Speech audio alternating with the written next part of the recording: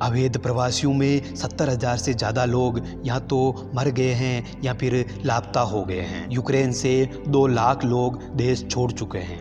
भारत में सबसे ज़्यादा बांग्लादेशी अवैध रूप से आकर बस रहे हैं। अमेरिका से दूसरे देशों के लोगों को भगाया जा रहा है। वेलकम बैक दोस्तों हमारे इस यूट्यूब चैनल पर।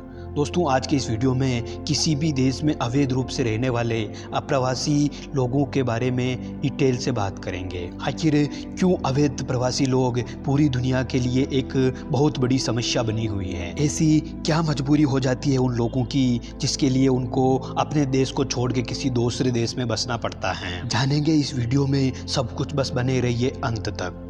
दोस्तों अगर कोई व्यक्ति किसी भी देश में बिना अपने डॉक्यूमेंट्स के घुसता है और वहाँ पे रहता है, या फिर किसी भी देश में सरकार द्वारा तय सीमा से ज़्यादा समय तक रहता है, तो उसे अवैध प्रवासी के रूप में जाना जाता है। अवैध प्रवासी आज पूरी दुनिया में बहुत सारे देशों में मिल जाएंगे। खास तौर से विकसित देशों में सबसे ज़्यादा लोग रहते हैं।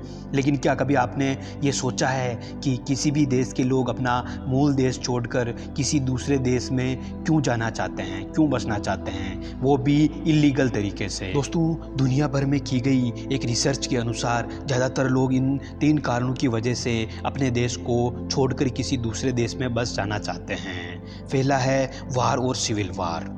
किसी भी देश में अगर किसी दूसरे देश के साथ लगातार युद्ध चलता है या फिर लगातार सिविल वॉर चलता है, तो वहाँ के जो लोग हैं वो परेशान होकर दूसरे देश में शरणार्थी बन जाते हैं, दूसरे देश में अपनी जीविका शुरू करते हैं। जैसे कि यूक्रेन में चल रहे युद्ध से अब तक लाखों लोग दूसरे देशों में चले गए हैं, और सूडान में चल रहे सिविल वॉर के कारण अब तक लाखों लोग आसपास के दूसरे देशों में शरण ले चुके हैं।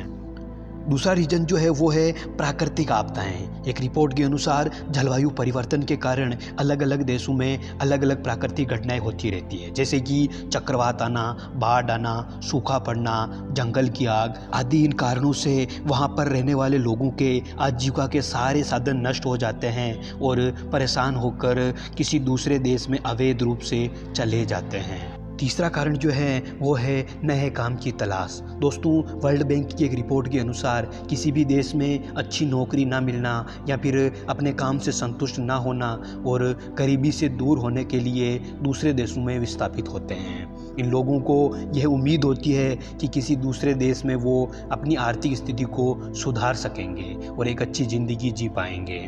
आज दक्षिण एशियाई लोगों का यूरोपीय देशों की ओर जाने का सबसे बड़ा रीज़न यही है। आज भारत देश में सबसे ज़्यादा अवैध प्रवासी बांग्लादेश से हैं, जिनकी संख्या 1 करोड़ 20 लाख के आसपास है, जो बांग्लादेश से एक अच्छी आर्थिक स्थिति के लिए भारत आकर रह रहे हैं। इसी प्रकार रूस में सबसे ज़्यादा चीन से अवैध प्रवासी हैं, जिनकी संख्या भी 1.5 करोड़ के लगभग है और ये लगातार बढ़ रही है। यही नहीं, आज अमेरिका में सबसे ज़्यादा मेक्सिको से अवैध प्रवासी हैं, जिनकी संख्या 1.5 करोड़ के लगभग ही है। अमेरिका में पिछले 50 सालों में अवैध प्रवासियों की संख्या में 300% तक की बढ़ोतरी हुई है। और प्यू रिसर्च के अनुसार भारत से भी प्रत्येक साल 7 लाख से ज़्यादा लोग अमेरिका में अवैध तरीके से प्रवेश करते हैं। अमेरिका में वहाँ की मूल आबादी के अलावा एक बहुत बड़ी संख्या में दूसरे देशों के लोग निवास करने लग गए हैं। इसी कारण से वर्तमान में अवैध प्रवासियों को अमेरिका से वापस बाहर निकालने का सिलसिला चल रहा है। डोनाल्ड ट्रंप प्रवासियों को देश से बाहर निकालने के लिए अपनी पूरी तैयारी कर रहे हैं, क्योंकि चुनाव से पहले उनका एक सबसे बड़ा मुद्दा ये था कि अगर वो जीते तो अवैध प्रवासियों को देश से बाहर निकालेंगे, फिर चाहे इसके लिए उन्हें आर्मी का सहारा ही क्यों ना लेना पड़े। हालांकि अमेरिका में ही इसका विरोध भी हो रहा है, क्योंकि अमेरिकन इमिग्रेशन काउंसिल AIC की एक रिपोर्ट के अनुसार अगर अमेरिका से सारे अवैध प्रवासियों को निकाला तो अमेरिका की GDP में 7% से 8% तक की गिरावट आ सकती है, क्योंकि केवल अवैध प्रवासी ही अमेरिका में एक साल में लगभग 75 से 80 अरब डॉलर का टैक्स देते हैं, जो कि एक झटके में बंद हो जाएगा। दोस्तों केवल अमेरिका ही नहीं, प्रत्येक देश जिसमें अवैध प्रवासी हैं उस देश की इकोनॉमी में बढ़ोतरी लगातार हुई है। लेकिन क्या आप जानते हैं कि अवैध प्रवासी किसी भी देश में उस देश की कानून व्यवस्था के हिसाब से प्रवेश नहीं करते। दुनिया भर में किए गए सर्वे की एक रिपोर्ट के अनुसार 2014 से लेकर अब तक यूरोपीय देशों और अमेरिका में पहुंचने के चक्कर में लगभग 70,000 अप्रवासी या तो मारे गए हैं या फिर लापता हो गए हैं, क्योंकि इनकी अभी तक कोई जानकारी इनके घरों तक नहीं पहुंची है।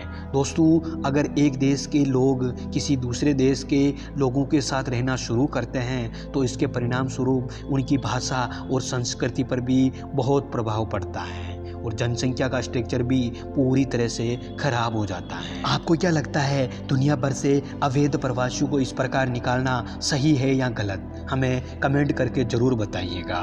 इस वीडियो में बस इतना ही। मिलते हैं एक और नए पावरफुल वीडियो के साथ, और अगर आप चैनल पर नए हैं तो चैनल को सब्सक्राइब ज़रूर कर दीजिएगा ताकि कोई भी वीडियो मिस ना हो।